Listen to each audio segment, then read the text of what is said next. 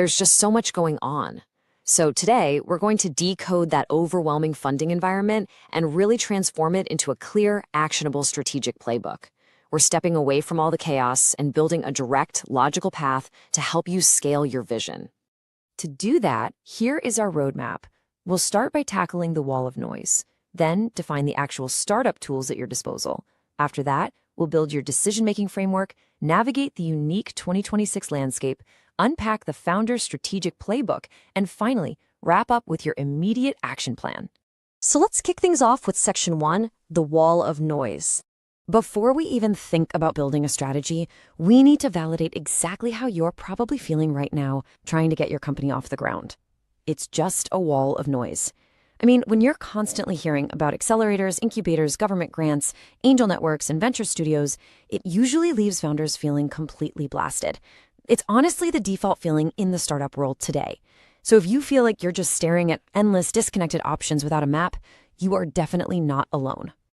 But, we can't just stay stuck in that confusion. Our whole goal in this explainer is to cut straight through that noise and replace it with a focused, highly effective strategy. Success today means knowing exactly how to pick the right resource for the specific stage your company is at, and more importantly, understanding how to actually leverage it for tangible growth. Moving right along to Section 2, defining the startup tools. Okay, before you choose a path, you absolutely must understand what the vehicles actually are. Let's look at the classic difference between an accelerator and an incubator. Think of an accelerator as a fast-paced boot camp. It's usually 3 or 4 months designed purely for speed and scaling an idea that already exists, usually ending in a big pitch day. On the flip side, an incubator is a much slower, more open-ended environment. It's really focused on hatching an idea from scratch. They serve entirely different stages of your startup's lifecycle. The crucial thing here is understanding the distinct trade-offs of each tool. Accelerators give you seed capital and a great network, but they're going to demand around 3 to 8% of your equity. Incubators might just charge you fees without taking a slice of your company.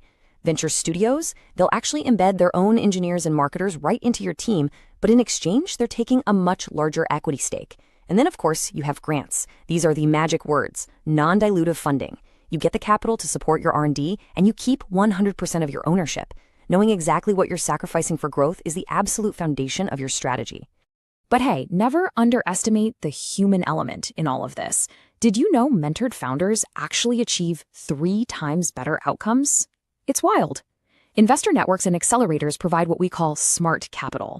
It's not just a check, it's their expert advice, their massive Rolodex of connections, and their credibility transferring directly to you. Honestly, this is often the most valuable part of the entire exchange. All right, on to Section 3, the decision-making framework. I want you to actively play along with this thought experiment right now. Think about your startup today. What is your single undeniable need? Is it just raw cash to keep the lights on and survive? Is it expert guidance because you're totally stuck on product development? Or is it the network you need to reach those crucial first major customers?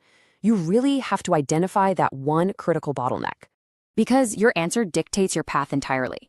This is the priority matrix. Every single day, you are weighing capital, network, and mentorship against your willingness to part with your equity. If expert guidance is your absolute top priority, then trading a little equity for a top-tier accelerator makes total sense.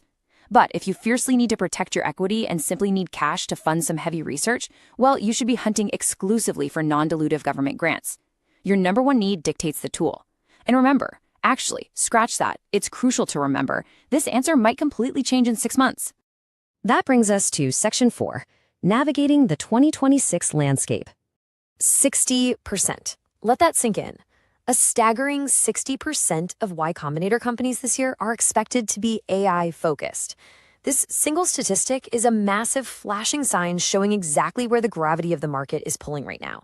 We are seeing these major specialized accelerators popping up exclusively to fund and support AI companies.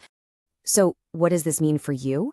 Well, because the generalist programs are leaning so heavily into AI, you must be incredibly targeted. If you're an AI founder, you're looking at places like Excel and Google Atoms. But if you aren't building the next big AI model, you need vertical-specific programs. If you're in health, look at Halcyon. If you're specifically in mental health, look at SeedSpot. You have to find those niche programs that are explicitly searching for your exact type of solution.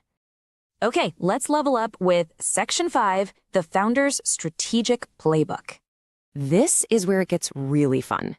It's fascinating how we can elevate those foundational choices into pro-level advanced tactics. You can dramatically extend your runway using what we call the stacking strategy. Basically, you don't just pick one route. You pair an equity-based accelerator, which gets you the network and that vital seed money, with massive, non-dilutive resources. For example, imagine securing $150,000 in Azure and OpenAI credits from Microsoft, and then stacking that with $200,000 in cloud credits from Google. You're literally stacking these resources to artificially inflate your runway without giving up a single extra percentage of your company. It's brilliant.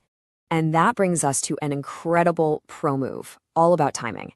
If you time your VC pitch right after announcing a major grant win, let's say something like the Braze Tech for an Equitable Future grant, you are leveraging that external stamp of approval.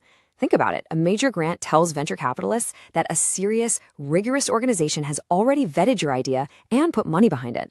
You walk into that pitch room with massive leverage to negotiate a vastly superior valuation. Now, we've got to talk about the traps where this playbook can go completely wrong. Fatal flaw number 1. Chasing the brand name. Please beware of chasing a shiny logo just to slap it on your startup's website. You have to verify if the program actually offers structural support for your specific industry. We see founders get in, give up a chunk of equity, and then just suffer through incredibly generic mentorship and terrible post-program support. Don't let vanity drive your strategy. And then there is fatal flaw number 2, the grant timeline trap.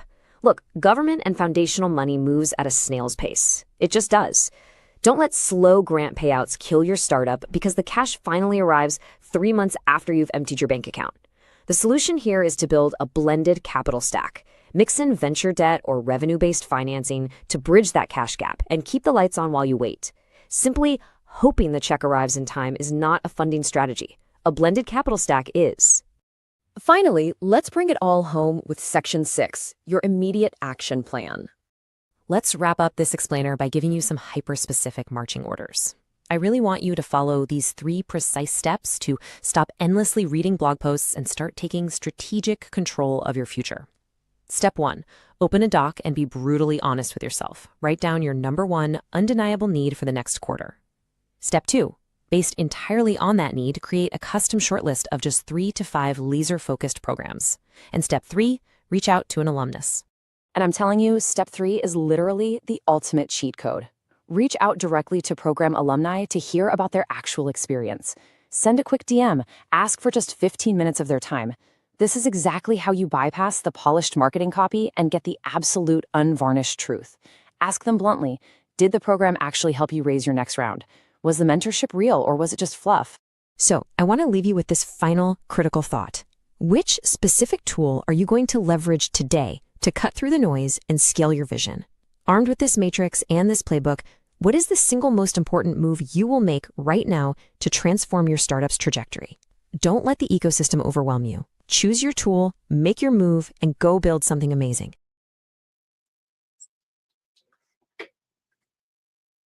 That's exactly right. Learn how the ecosystem works.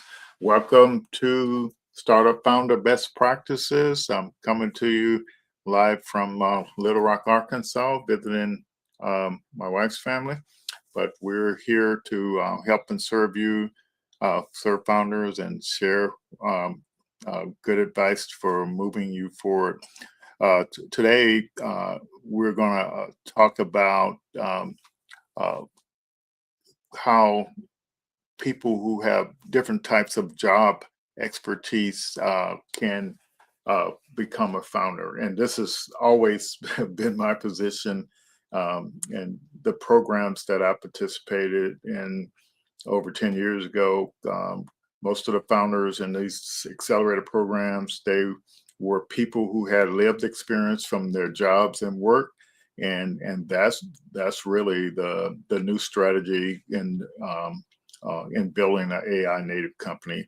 It's for people who work in different industries, and they have the headaches every day for bottlenecks on their job, and so it's just taking those type of folks uh, and leveraging the AI technology right now to help them build a scalable AI native startup. So let me share my screen here and get uh, get going on today. Everybody's excited. It's the holiday weekend.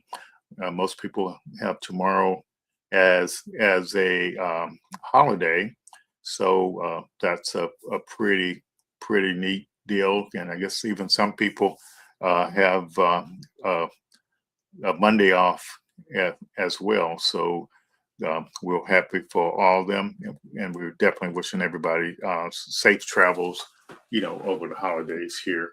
So, like I said earlier, today we're gonna be uh, talking about turning your job expertise into uh, an AI native startup.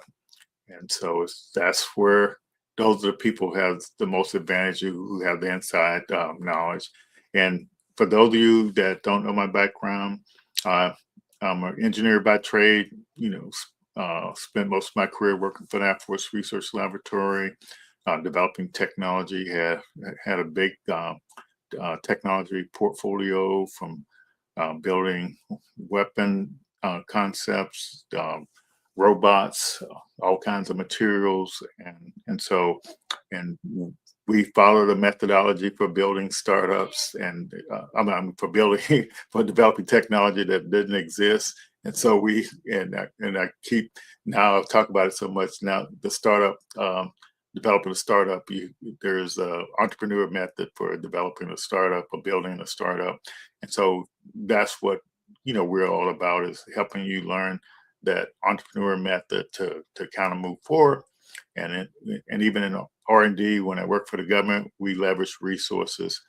You had to pitch to all the players or the stakeholders to buy into what you were selling to get the funding and partnerships and support you need as a startup. You need to be able to pitch your business model, whether you're at the idea stage or concept or MVP stage or go to market stage or whatever. You need to know how to communicate stuff. And so that's what we're here for. I'm a level 3 certified lean stack coach. And all that means is I've been trained on the entrepreneur method, from business model design, demand validation, and growth.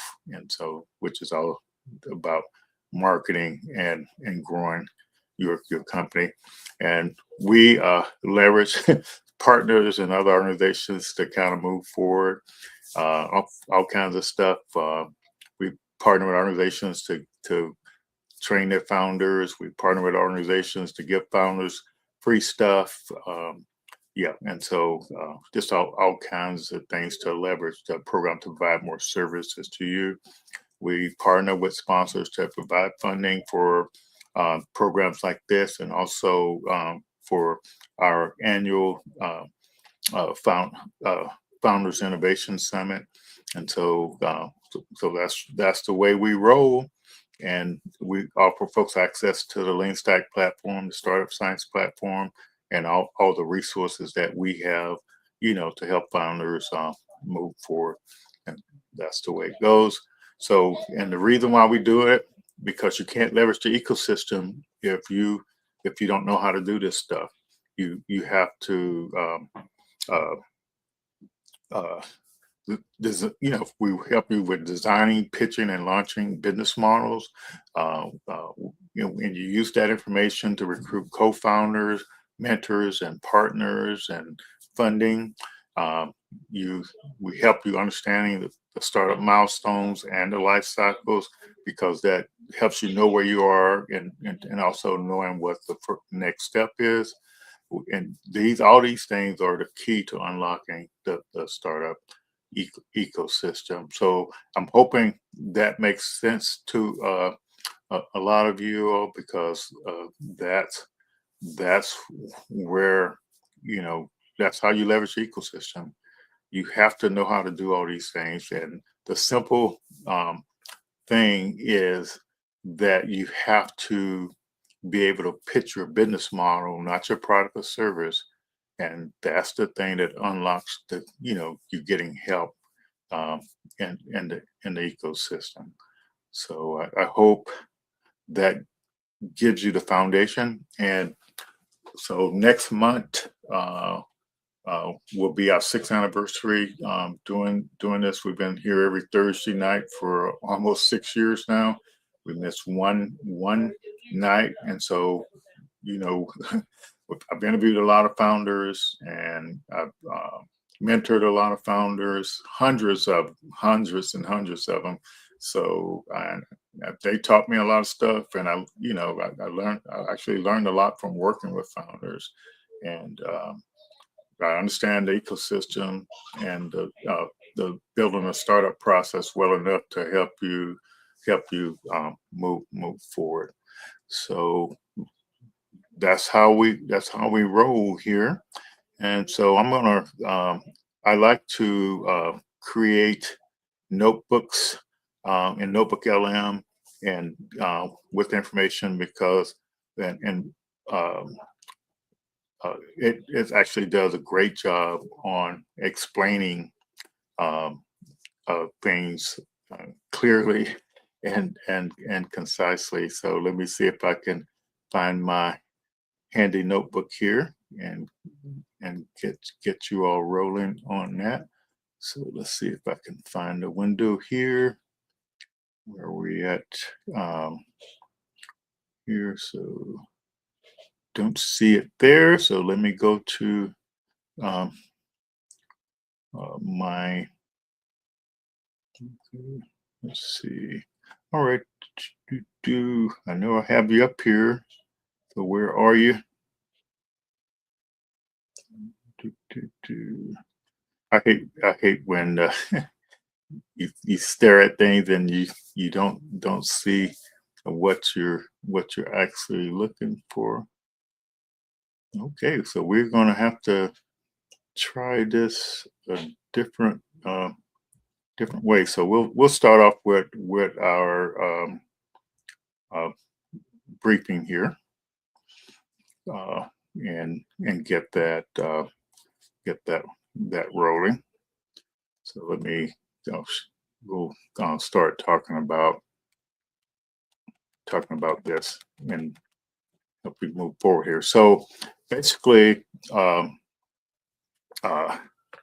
let's get here. Here's the beginning. So we're going to talk about using your job expertise as a startup advantage. And so you got nurses out there, you got contractors out there, you've got um, automobile mechanics, and that's that job experience you have. My job experience was developing technology, integrating technology.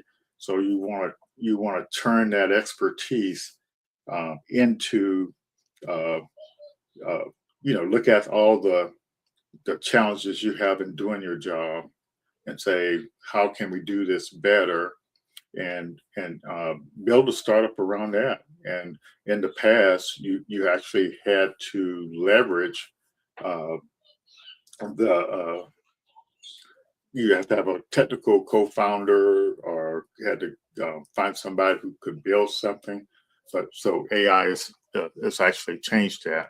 So that's what we're talking about here now. So we'll go through this this the new bottleneck is software and knowing which problem are worth solving. And so AI has lowered the cost of building software. So the key thing now is problem identification. So it's giving examples of a nurse, a logistic worker, or a contractor, like I said before. And this is kind of the step of what you go through. As an employee, you observe a problem and recognize the opportunity there to maybe build a solution around that. Then you go collect evidence to actually move forward there and become a founder. And then you start building the venture. Um, your highest probability of success is in applied AI, not the foundation model. So this is all came out of the global startup ecosystem report. The opportunity is applying, um, leveraging that foundation models, not trying to build foundation models. So, and just coming up with agentic uh, workflows to solve those problems that you saw as an employee. So it's going through those steps. You as a employee or an expert working in a certain field, I could just see so many examples in the founders we work with. They have all this deep industry knowledge, and so like one of my friends um, is a nurse by trade, but she does business development in that trade. She in that field, and so she has deep industry experience in healthcare. She knows where the bottlenecks are, so that's a perfect person to be a founder if they're really interested. Yeah, and everybody's unique. And this slide is basically saying you don't want to just put a wrapper around some foundation model. That's not going to work. You want to build an AI native application. And so one of the ways that you leverage the AI is understanding that you can use AI as a mirror. In networking today, we were chatting with the founder and having him um, put his um, business idea and industries and the results of his prompts over in Notebook M and let Notebook LM create a audio and video stuff and talk back to him so he can actually hear the AI talking about his stuff, and that's literally what um, clarifies your thinking, pressure test assumption, and just gives you the kind of stuff, to like a thinking partner. That's another way you can look at that as well. And so this is the loop that you go through. The goal is not to move fastly blindly, but to learn faster than risk compounds. So you want to build a system that you can take your customers or potential customers and feedback information and learn from it and just keep going in this loop and making your just really the competition is who can learn the fastest, and so who can learn the fastest from their customers or from their potential customers, or just turn information into knowledge and make decisions, based off that. And so the one other way the startup ecosystem has changed here in 2026. In the old days, you could pitch your idea and potentially get funding on it, but now you have to have validated evidence. You have to have traction. So we it's not based on what you think; it's based on evidence. And so this is trying to show you have to have customer evidence, what customers actually have the problem. You have to have the problem evidence, how painful it is, because if it's not painful and costly and recurring regularly, you're not going to be able to get somebody to switch to something uh, new. Workflow evidence. And so this is interesting. Where exactly does the current process break down? So if you're working on a job and you're doing this daily day and seeing what the problem is, that's what qualifies you as the expert. And now the AI can take your knowledge and build um, help you build a solution for it without even having that tech co-founder. Then the next kind of evidence you need is demand evidence. So the founder we were talking to earlier today, he thought he had evidence of the demand validation. He got his product built, and now when it's time to sell, those same people they're not they're not buying. And so that's what the demand validation evidence, and that's a trap, a lot of founders actually get into is that they uh, uh, they they build something without doing the demand validation, and that's the thing. And so, and then the last one is AI native evidence. Why does AI make this solution uh, meaningfully better right now? And so, to me, uh, AI, the the AI is just going to give you so much more information on what's going on and help you make decisions better. And now we'll transition to this 4 week approach that you can take as a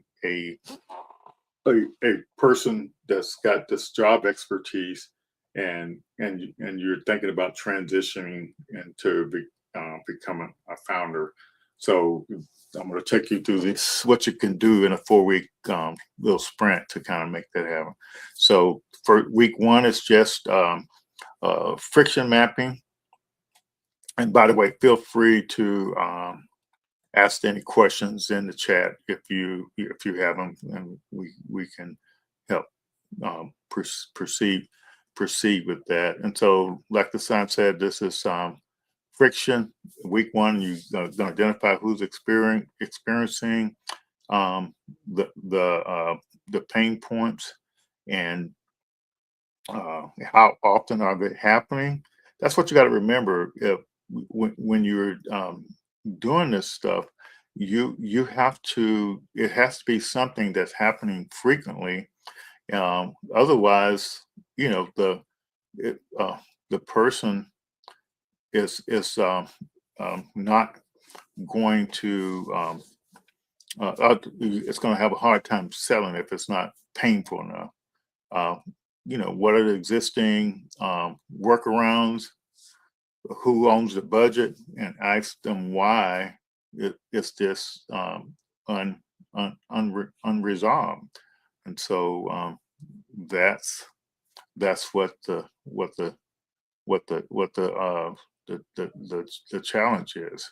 And so the so just going out clarifying exactly what the AI changes, defining what humans still control, mapping out the required data, identifying trust and risk factors. Trust and risk. Yep. So you have to know that in order to define what outcome improves the value. So let's see where we are now. Okay, go to the next thing here, week 3. And so this is where the demand validation come in. So it says about conducting 10 plus buyer interviews. What we do in Lean Stack is you do what you do interviews that produce the customer forces, jobs to be done, and the hiring and firing criteria. So there are specifically 9 questions that you have to tailor to your business. And when you ask these 9 questions, and you also interview people who have recently purchased something similar to what you're saying. And so that's important because the people remember what triggered them to go out looking for something else. They know why they switch, and they have been using the product they purchased, and they know what they like about it and don't like about it. They knew the products they considered. All this stuff like gives you the hiring and firing criteria. It helps you understand the job that your software or product has to do in order for somebody to think about switching from what they're already using. So this is not a trivial thing.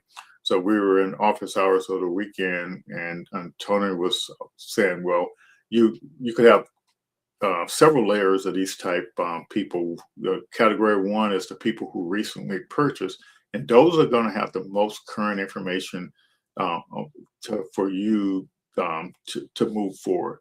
And then the next ones that there may be somebody that purchased or changed in the last year, but the best information is going to come from the people who recently switched because they're going to remember. And this is the information that you can actually upload to this customer forces AI, and it tells you all the customer forces stories. It tells you all the jobs that the people are trying to do, and it tells you the hiring criteria. Once you have all that stuff, you can literally design your solution that you want to build, and then you could take that solution design and come up with a sales pitch that you can then pitch to get buyers, and sell it actually before you build it. That's what true demand validation is. And so, yeah, that's the hardcore truth. If you do anything else, there's no guarantee, that you're going to have the right information to get people to buy. Okay, then the final week is your final evidence review. Is the customer real? Is the problem evident? Is AI central to the solution? Um, what assumptions still remain untested? And then after that, you start doing your marketing funnel. So it's a pretty neat thing. The best validation is not applause; it's the customer willingness to test and pay, test and pay, test and pay. But the neat thing about the approach we're talking about tonight is that if you work in a certain industry and you're familiar with that industry, you know people in that industry, you know the bottlenecks and the problems that needs to be solved, then you have a better chance of getting somebody to test or pay for what you're building because they got the same problem, and that's why it's when you're working on a problem that's actually really painful, it makes a difference. And so and the other thing is that to get somebody to switch, that means your product, what you're building, needs to be 3x to 10x better in order to get the person to even consider switching. And most people think, you go out and build something and it's a really neat product or service, but if you don't know how to get people to switch from what they're already using, it doesn't matter how good your product or service is. You have to learn all those things and demand validation.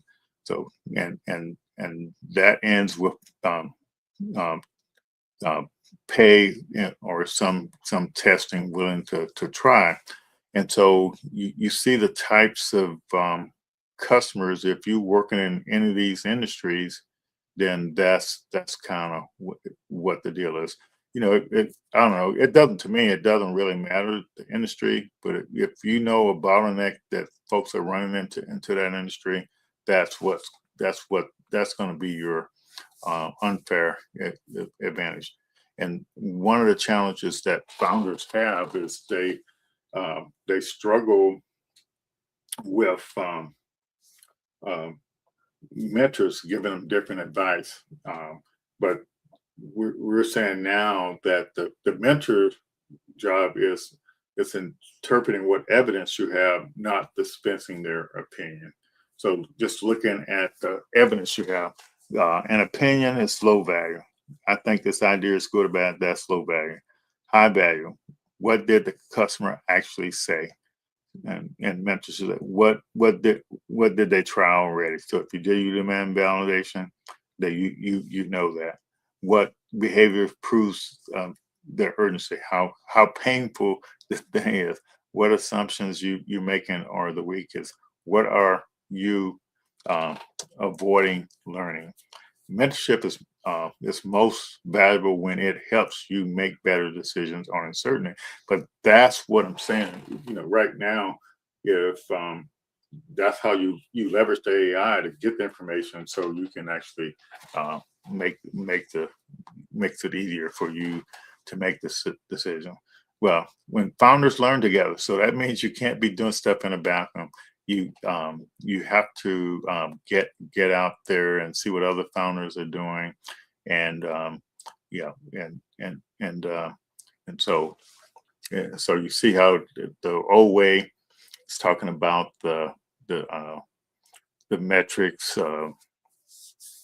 Metrics, events held, pitch competitions, tennis. But the new way is we want to how many customer interviews completed, what problems did you validate, and that's what demand validation is. It validates that the problem exists, um, and you can test, your AI native concepts and pilots, and then launch. So that's what this whole world is about. So it's saying, if you work in the industry, you have the domain knowledge. If everything's evidence driven, and that's so it's just saying these three things multiplied together gives you a validated venture of business. Founders of the future is not simply technical. It is the ability to convert lived experience into validated opportunity, then convert the validated opportunity into a venture worth building. That's the thing. So the want to challenge you here, a 7-day challenge: identify one pain point, painful workflow in your specific field. Talk to 3 people who experienced it before next week, and then you'll get an idea of what we're talking. Don't pitch a solution. Just listen to the pain, manual workarounds, cost, urgency, willingness to change. That's what the whole deal is here. So let's get back over here. Yeah, so everything is, it's like really exciting, with the opportunity as a startup founder these days. So I'm gonna see what I can find here. I'm without my second screen today, and that's like a big handicap for me. So I apologize for having to muddle around here, and I'm not sure what I'm going to do to find my stuff here. So because all my applications things are not showing for some reason, and I do not understand why. I have other windows open and they're not showing. So why is that? Okay, so I'm gonna have to get smart here. So I'm gonna find a video here to show until I get my stuff squared away here. Let me see what's a good video to share with you all. Okay, I'll pick one at random here. So give me a few minutes to get my tech problem solved here. And let's see, I'll just share this one. So it's about 4 minutes. For many students, high test scores are the only path to a debt-free college education. Dr. Valencia Bell recognized that underserved communities were largely locked out of this opportunity because they lacked access to effective test prep. Fixing that gap became her foundational mission. But a passionate insight eventually hits the wall of reality. Clients have questions you didn't anticipate, and early results might be uneven. To survive these setbacks, a founder has to suppress the urge to be right and instead develop the discipline of coachability, the ability to take harsh feedback and use it to refine the mechanics of the work. Every scalable business moves through a 3-stage evolution: identifying an insight, building a manual MVP, and creating a tech system. Without humility, a founder's original vision will never survive the refinements required to become a functional system. To prove her concept actually worked, Dr. Bell entered Phase 1, the manual service. She hired a team of 1,099 contract teachers to deliver test prep strictly one-to-one, putting in the grueling, hands-on work to guarantee her students saw real score improvements. Mission-driven founders often worry that charging for their services compromises their values. However, Dr. Bell had to generate revenue to keep her teachers paid and the lights on. Financial sustainability is what keeps a mission alive long enough to grow. While that manual process produced high-impact results, it eventually hit a hard mathematical wall. You can only work so many hours, and you can only hire so many people before your overhead consumes your impact. Building a manual MVP is a mandatory step to prove market demand, but relying entirely on pure physical labor will eventually choke the scale of the mission. When founders hit that capacity wall, they often look for a technological shortcut. The immediate temptation is to buy an AI tool and hope it magically handles the overflow. Adding technology doesn't fix a business's underlying logic, it amplifies it. If your workflow is an undocumented tangle, an AI tool simply executes that chaos faster. Before applying technology, you must extract the process from your head into a strict, logical sequence on paper. Pause the video right here. Identify the exact gap you want to solve and write down the 3 manual steps to deliver that service. That strict process mapping is the essential operational bridge. It is the single requirement that makes a manual business eligible for technological scale. Once the workflow is entirely codified and proven, you are ready to integrate the tech system. For Dr. Bell, this meant deploying AI to automatically handle customer intake. She then used digital avatars to translate her proven test prep methodology into multiple languages, reaching students across the globe completely simultaneously. AI removed the geographic and linguistic friction from a methodology that had already been validated. The business model remained the same. The technology simply enabled it to cross borders. As a technical system begins to handle the volume, the founder faces a specific structural shift. To manage a system at scale, you have to stop doing the manual execution and redesign your organization to include dedicated technical and operational management roles. Achieving true scale requires the humility to let go of the very manual job you created in the first place. Dr. Bell started by recognizing a specific gap in her local community. Today, she operates a globally scalable, sustainable career. She followed an exact progression: anchor the mission, stay coachable to defeat your ego, monetize a manual MVP, map the process rigidly, and finally, scale with technology. Durable scaling depends on mastering the operational discipline of every stage. AI is the reward for the work that happens long before the first line of code is ever written. Yes, that was Dr. Bell. She's having great success with her startup, and that was just an example of how you can actually move forward here. So I got the video that sort of goes into what we're talking about tonight. So I apologize, I had to upload Looking it. at a massive, paradigm-shifting idea that literally flips the script on how startups are built. You know, for decades, the tech world had this giant velvet rope, and the bouncer at the door, well, that was coding ability. If you couldn't write code, no way were you building a software company. But AI has fundamentally changed the whole shebang when it comes to the economics of building software. The cost to prototype and develop has just absolutely plummeted. And what that means is technical execution, knowing how to code, is no longer the main barrier to entry. Your practical, everyday job expertise is. So today, we're going to explore exactly how you can turn your real-world job knowledge into a massive, massive advantage. Okay, let's dive into this. It begs a really critical question. Are coders the only future AI founders? I mean, it's super easy to just assume the answer is yes, right? We've all kind of been conditioned to think the future of tech belongs entirely to elite programmers out in Silicon Valley. But the source material we're unpacking today argues the exact opposite. Because AI tools can now step in to assist with research, writing, analysis, and yes, even the coding itself, the playing field has completely leveled. The founder of the future isn't just the technical genius anymore. The absolutely crucial point here is this.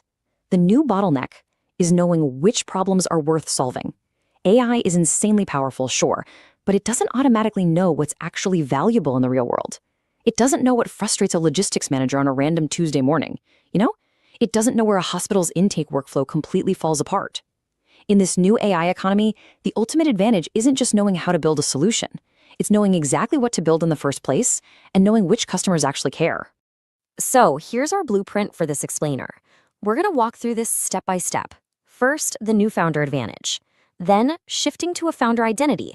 Third, AI native versus AI decorated products. Fourth, we'll hit the 30-day founder sprint. And finally, proving it all with solid evidence. All right, Part 1, the new founder advantage and why your job experience is your absolute superpower. To really wrap our heads around this, we need to define our core concept today, which is founder intelligence. Basically, this is the ability to convert your lived experience into a validated opportunity, and then take that opportunity and turn it into a venture worth building. It's taking what you already know from just doing your day job, proving that it's a real painful problem for other people, and then using AI to build a business around solving it. And this advantage, it gets incredibly specific. Just think about a nurse who intimately understands the friction in clinical workflows, or a veteran who knows exactly where defense transition points break down. Logistics workers see scheduling bottlenecks that an outsider would literally never notice. Contractors are dealing with messy field coordination every single day, and small business operators are constantly managing all this hidden operational pain. These insights aren't just generic ideas spit out by an AI chatbot. They are earned through years of in-the-trenches real experience. And that hard-earned knowledge is exactly what makes you uniquely qualified to be a founder. Moving right along to part 2, shifting to a founder identity, going from employee to founder. Making this mental shift is so critical. There is a tangible, step-by-step evolution to this new identity. You start out as an employee, right? Just doing the work. Then you become a problem observer. You're actively noticing the friction and the crazy inefficiencies around you. From there, you evolve into an opportunity recognizer, where you see that this problem is actually a massive gap in the market. Then, and this is the big one, you become an evidence collector, out there proving the problem is real and painful. And finally, that whole process transforms you into a founder and eventually a venture builder.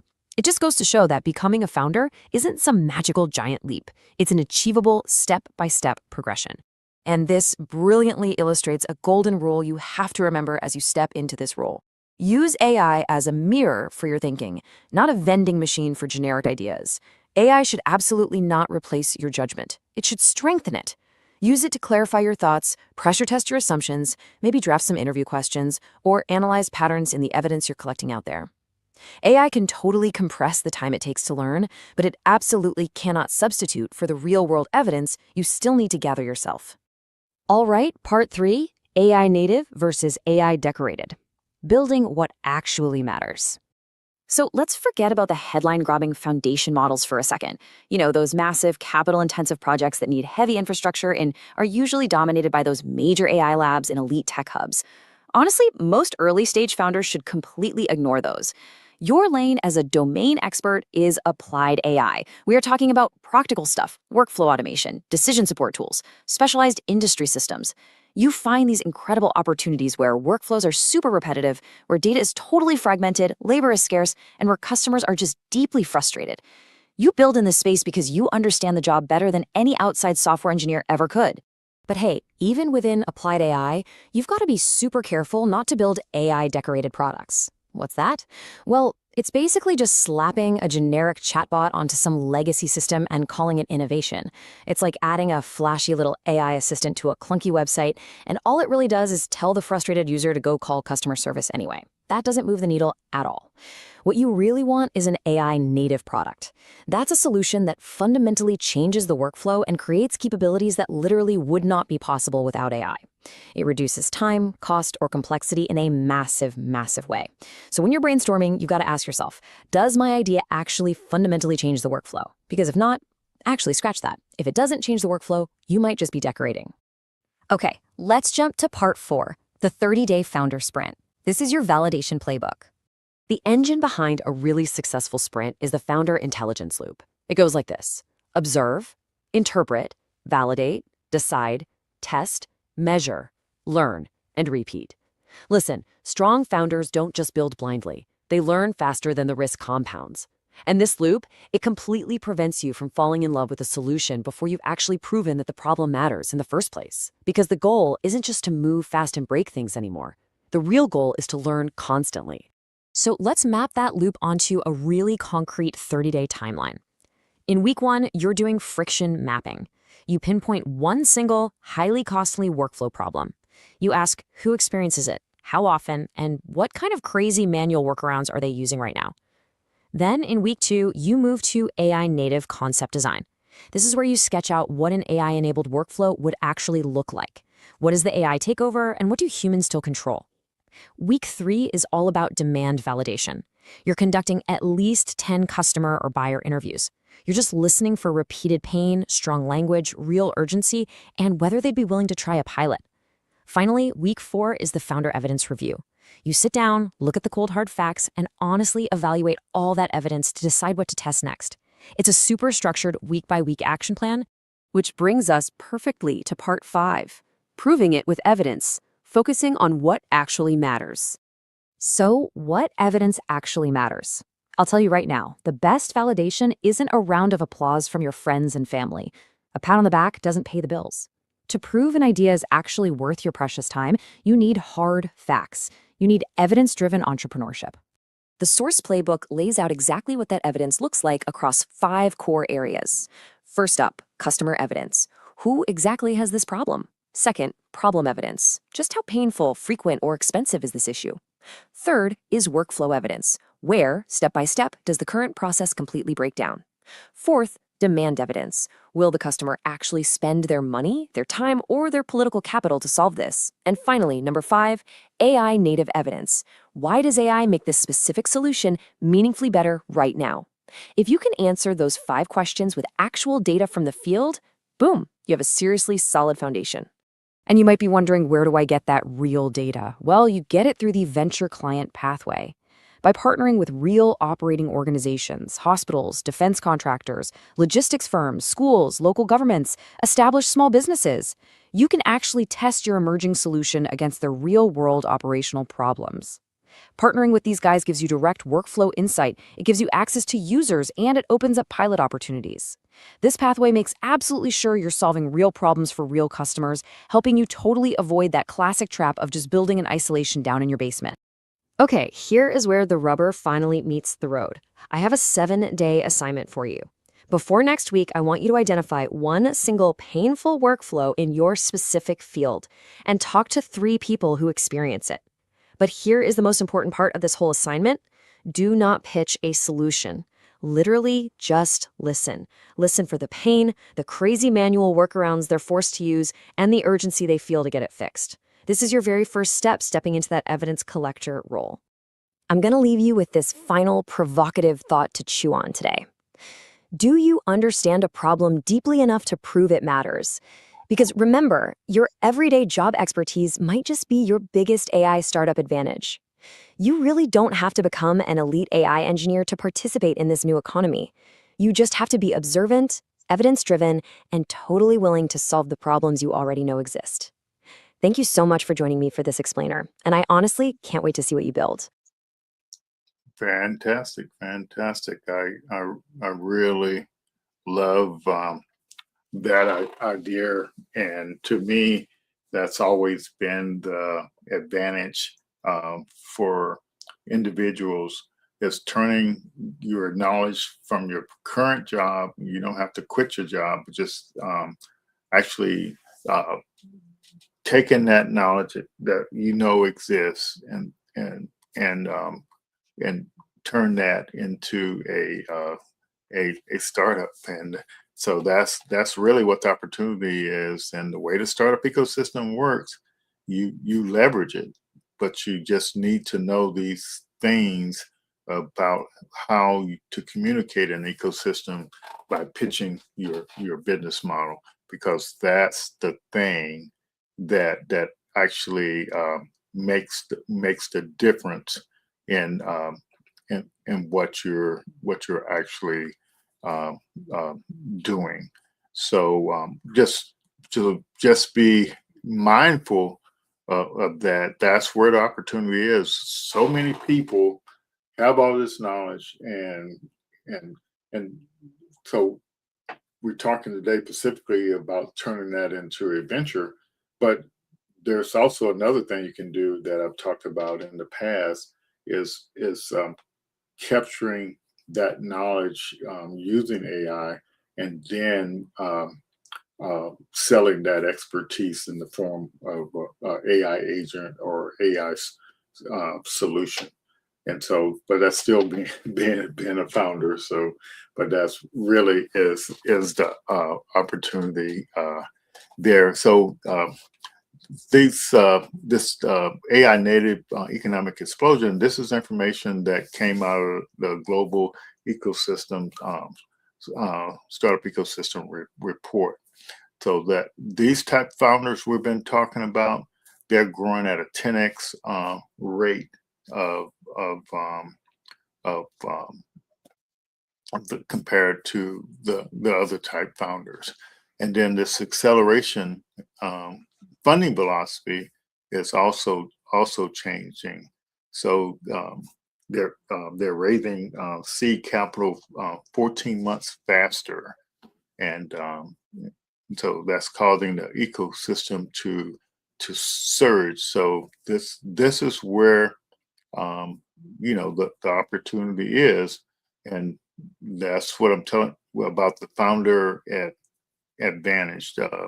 This job expertise is the new leverage, and you pivot to agentic AI software and turn that into evidence-driven entrepreneurship. So I got one more diagram to kind of show what this is. Let's see, can I find it? So this one is just saying the same thing, but showing in a slightly different view. So starting off with that deep domain expertise, using the AI tools to be, for AI literacy, and taking that, building companies is AI, it's the AI native company. So this agentic lane, AI lane, that's actually what you really need to follow. And this idea of going through this identity transition, and for communities, you want to try to get to 100 of these type startup founders, and the lower right here is showing you that these AI native versus foundational model things. The AI native startup creation rate is 45x of that foundation stuff. Seed deals are up 9x. Series A funding deals are up 58% annual growth. So that is some neat stuff there. So yeah, so I hope that's making it a lot more clear for you. I want to show you one more video, and then if we have time, we'll do another. But this one is looking at the same thing we've been talking about from just a slightly different angle. For the last decade, the ability to write code was the ultimate gatekeeper. Software engineers possessed the technical power to build a company from nothing. Today, large language models can architect entire software systems and deploy complex codebases in seconds. The raw act of technical execution has become a commodity. Technical execution alone can no longer protect a business. Because the barrier to entry dropped to zero, a startup's defense must come from elsewhere entirely. The immediate public reaction to this shift is the assumption that to survive, you have to build the intelligence itself, to create new, massive foundational AI models. But the data tells a different story. This chart tracks early-stage startup funding, and it shows a sharp, definitive downward trend for new foundational models, even as the broader AI market expands. Building the raw brain power of AI is highly capital-intensive, and the space is completely dominated by massive trillion-dollar tech monopolies. Instead, the new unfair advantage is highly localized job expertise. The most valuable insights belong to the people doing the work, the frontline nurse, the logistics manager, or the heavy machinery mechanic. The next wave of successful founders won't be the people who know how to write algorithms. They will be the people who know exactly where a real-world industry workflow is broken and who use AI to fix it. This drives the rise of agentic AI. These startups build specific industry applications on top of third-party models. This volume is massive, accounting for 45 times more startup creation and 9 times more seed funding deals than foundational model companies. Investors are backing this category because the value isn't in raw computing power. The value is in taking that power and applying it to solve a highly specific, high-friction problem in an existing market. Focusing on a niche, overlooked industry problem creates a significantly more viable path to funding than the high-stakes gamble of building a new AI brain. Outsourcing heavy technical lifting compresses the entire startup timeline. Traditional software takes 46 months to reach Series A. AI-native startups reach it in just 30 months and close their initial seed rounds in a median time of just 10 months. Smart founders use AI as a mirror rather than a vending machine. They use it to rapidly iterate their hypotheses, test messaging, and compress their own learning curves to keep pace with the market. To survive this speed, they are bypassing traditional venture capital pitches in favor of the venture client pathway. They go straight to industry contacts, testing solutions, and securing early pilot programs with real businesses. When building a product takes weeks instead of years, technology is no longer the bottleneck. Proven customer demand and signed contracts are the only metrics that separate a real, functioning business from a pitch deck with AI decoration. Right now, many large corporations are buying AI tools simply to defend their current efficiency. This is corporate AI adoption, using technology to make existing operations slightly faster or cheaper. But there is a massive difference between a large enterprise adopting a tool and a founder using localized industry knowledge to create an entirely new, high-growth company. While corporate adoption helps existing businesses maintain their margins, it does not generate new ecosystem wealth, scale-up growth, or venture-scale financial outcomes for a region. To capture actual economic value, communities have to look past teaching basic AI literacy. The focus must shift towards systematically finding and supporting people who can build AI-native businesses. Because of this shift, startup wealth creation is no longer geographically restricted to Silicon Valley or regions with massive computing infrastructure. The new geographic powerhouses will be communities rich in specialized knowledge. Maritime ports, defense hubs, and healthcare centers are sitting on massive pools of industry data and operational insight. We have moved past the point where a new technology can just search for a problem to solve. Today, the most valuable companies are built by taking a deep industry friction and fixing it with applied intelligence. If you have deep, frustrating experience in a broken industry, you do not need to learn how to code. Your lived experience is your seed capital. Your lived experience is your seed capital. Your lived experience is your seed capital. That is a fantastic way to look at things. And I don't know if you notice, the most of what we've been talking about is what that video said, is as opposed to going the venture capital route, going the corporate innovation route. That is a neat route because if you work in that industry and you know what the bottlenecks is, and doing the corporate innovation route, they don't tend to take equity, but they in some cases they do buy the startup. So that's actually a neat path to take. I want to pause for a second here. If you have any questions about anything, it doesn't have to be what we're talking about tonight. Glad to take a minute to answer that. And the last thing I was going to cover tonight is the global startup ecosystem report, and just give you an idea of what the research is saying about the entire global startup industry and the insights that are being uncovered there. And so you'll know the context where you fit in. But basically, the bottom line for you as an individual is saying, if you have some deep industry knowledge, that's your ticket into the startup ecosystem. And we here at the Kakua Institute, we have our startup program. You just go to apply.kakuainstitute.org, and you can get into our Founders Insight program, and we help you learn how to communicate with the ecosystem. We have the tools for you to build your scalable business model. We understand demand validation and the marketing strategy. And I think so many founders, uh, they they won't take time to learn the entrepreneur method, and it's the straightest path to get to where you want to go.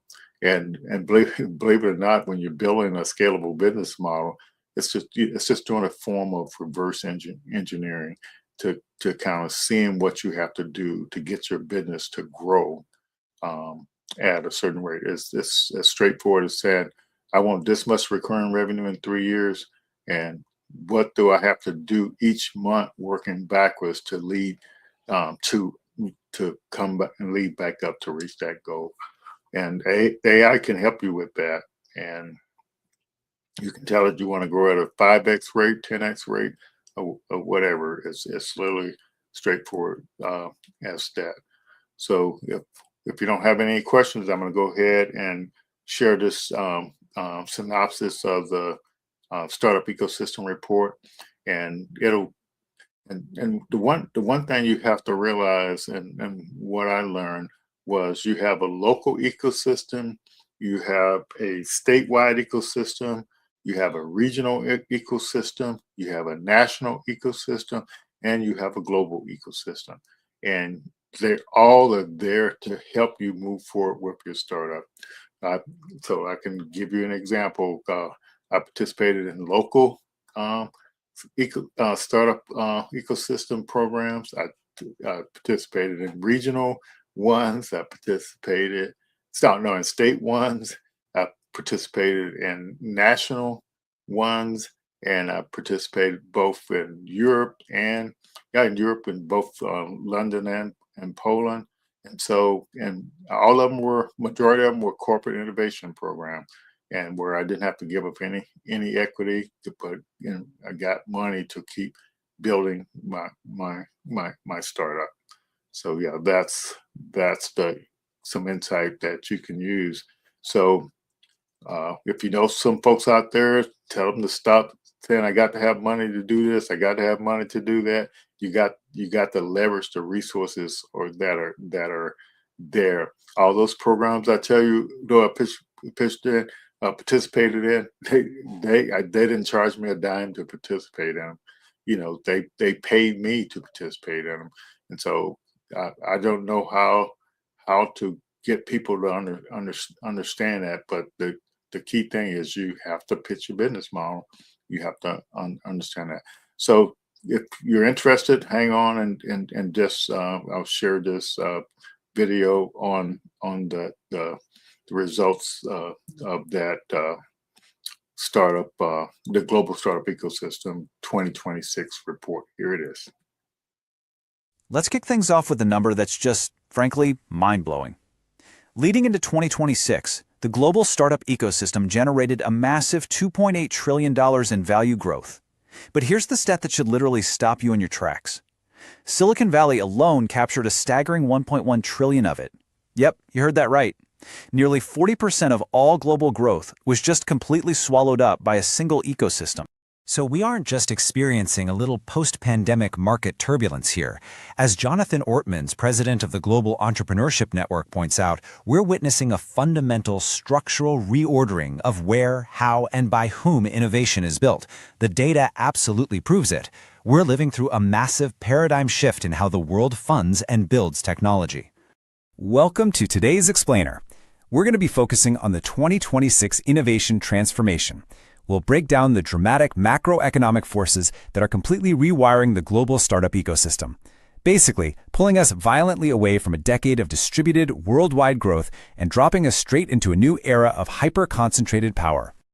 Okay, let's dive into our roadmap for unpacking this structural reordering. We'll cover the 2026 innovation transformation, then move on to the AI concentration effect, examine the funding barbell, map out the global exit landscape, and finally unpack the state's new role. Section 1.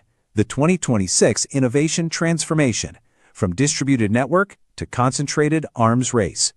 For the past decade, opportunity really felt like it was spreading out globally. But right now, that globally distributed network is aggressively consolidating. Before we unpack exactly why this is happening, let's establish the what. The insights we're digging into today are drawn directly from the massive Global Startup Ecosystem Report 2026, published by Startup Genome and Gene. And we aren't talking about a small sample size here. This evaluation is built on a dataset analyzing over 5.5 million startups across more than 350 ecosystems worldwide. So the data we're looking at is highly definitive. And man, that data tells a striking story. Just 3 U.S. cities claimed roughly 2/3 of the world's entire value growth. Silicon Valley at $1.1 trillion, Los Angeles adding $650 billion, and New York City throwing in another $100 billion. This aggressive consolidation forces us to ask a really critical question. Why is wealth suddenly abandoning the global spread and locking right back into these specific legacy hubs? Section 2. The AI concentration effect. Rebuilding the substrate. To understand this massive geographical shift, we have to talk about the main catalyst, artificial intelligence. The absolute crucial point here is that AI is no longer just some discrete sector or a simple vertical. AI is the substrate. It's the foundational bedrock on which every other industry is currently being rebuilt. And because it's a general-purpose technology, it's radically compressing time to market. Building at this new, breakneck speed demands hyper-concentrated capital and talent, which, naturally, pulls resources right back into the most established megahubs. Section 3. The funding barbell. Seed explosion versus flat Series A. Now, this AI substrate is completely distorting traditional venture capital funding. What we have now is a massive disconnect in the pipeline. It's basically a funding barbell. On one side, the Series A market is essentially flat, showing a super modest 2% growth globally to $46.5 billion. But on the flip side, seed funding is absolutely exploding, projecting an incredible 100 to 130% growth to hit up to $65 billion. So why this massive gap? Well, it's because VCs are frankly terrified of missing out. They're out there writing unprecedented $20 to $50 million early checks, just trying to lock in AI-native startups at the seed level before anyone else can. And this brilliantly illustrates the other end of that barbell. If we look at global late-stage funding, total investment actually rebounded, jumping 17% to roughly $210 billion. But check out the intense geographic concentration. North America captured a massive 64% share of that global total. Now, let's isolate exactly what is skewing those late-stage numbers so aggressively. In just the first quarter of 2026 alone, we saw some truly colossal AI mega rounds. We're talking OpenAI with a staggering $120 billion round, and Anthropic with $30 billion. These aren't just big rounds. These massive winner-takes-all companies are completely altering the global funding metric. They're acting like giant black holes, pulling astronomical amounts of capital toward a tiny, tiny handful of players. Section 4. The global exit landscape. Volume versus value. So, while funding is shifting, the global exit value has also surged, up 164% to nearly $800 billion. But there's a really stark contrast between volume and value depending on where you are in the world. Take Europe, for example. They command 37% of all exit volume, meaning a high number of companies are being sold or going public, but they only capture 11% of the total global value. Why? Well, much lower valuations. Now compare that to Asia. They only account for 12% of exit volume, but they grab a massive 30% of the value. This is driven by huge, high-value IPOs like More Threads at $1.13 billion and Grow at $750 million. It's a completely different game depending on where you sit on the map. Section 5. The state's new role, from regulator to ecosystem architect. Because of everything we've just looked at, shifting geopolitics and strategic competition are literally forcing governments to step directly onto the startup playing field. The old model, where innovation was safely housed in legacy university and corporate R&D departments, that's effectively dead as an engine for scaled economic growth. Today, the new engine is the startup ecosystem itself. And because of the sheer cost and the massive strategic importance of this AI transition, governments are realizing they can't just be regulators anymore. They have to act as investors and strategic partners to survive. They are actively pouring capital into AI infrastructure, defense, and clean tech. Which brings us to this incredibly direct provocation from Startup Genome CEO JF Gauthier. He says, if your government is ready to stop accelerating someone else's growth and start building your own, we are ready to help. The real danger here is states simply throwing money at compute power just to adopt AI tools that were built in San Francisco. If governments do that, they aren't fostering a local competitive ecosystem at all. They're really just accelerating the import of Silicon Valley's tech. So, I want to wrap up this explainer by leaving you with a pretty bold policy question. Take a hard look at the high-stakes reality of your own local innovation economy. Is your ecosystem building the future, or are you just importing it? The ecosystems that make the boldest decisions today to align public and private capital, those are the ones that are going to capture the massive wealth of tomorrow. Thanks so much for exploring the 2026 data with me today, and keep building. Right on. So I love Notebook LM.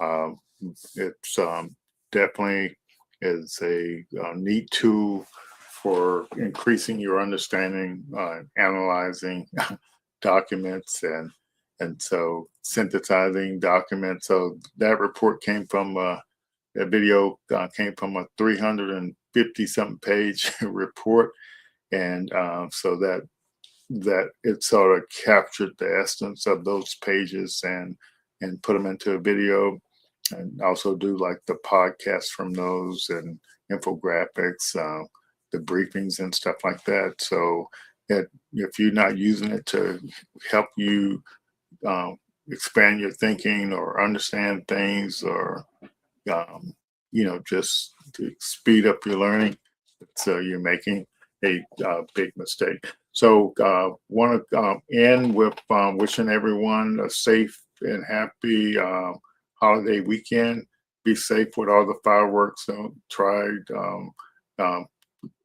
make sure the kids don't get hurt, and you adults make sure you don't get hurt. Just enjoy the holiday, but also just safe travels, and just have fun. But just like I said, be safe. That's the only thing I can say. And we appreciate your listening in, and feel free to reach out anytime if you need some support in what you're trying to build. And we appreciate all our partners and sponsors, all that good stuff. So long, and we'll see you all next week as we keep moving forward, and looking forward to celebrating our 6th anniversary early, about a month from now. So thank you all, and God bless you. Bye-bye.